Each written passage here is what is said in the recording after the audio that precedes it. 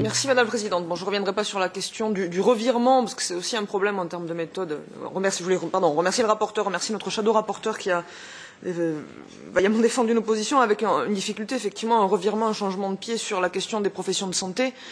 Mais le sujet, puisqu'on a peu de temps, sur lequel je voulais me concentrer, c'est celui de la prestation transfrontalière de services. Avec déjà une première préoccupation qui est une préoccupation simplement de clarté législative. On a deux textes qui encadrent la mobilité transfrontalière. La directive services qui encadre la mobilité des entreprises transfrontalières et la directive détachement qui encadre la mobilité de la main-d'œuvre.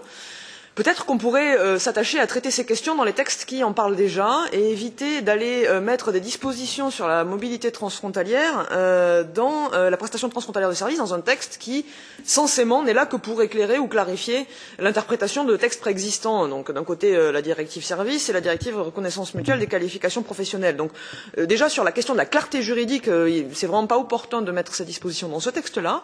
Et après, sur le fond, je pense qu'on aura le débat aussi dans d'autres textes du paquet services. Je pense en particulier au texte ICARD dont on va débattre après, mais la question de faciliter ou de contourner l'encadrement et les règles légitimes qui s'appliquent à la fois d'un côté à la mobilité des entreprises lorsqu'elles sont édictées par les États membres ou à la mobilité des salariés et avec cet objectif de lutte contre le dumping social dans la révision de la directive détachement.